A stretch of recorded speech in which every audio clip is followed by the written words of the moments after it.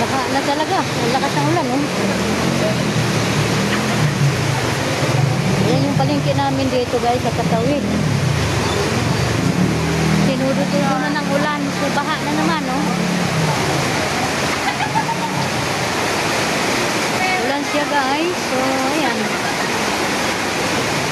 Lakas sa ulan. Baha pa rin. Pabuluha na yan.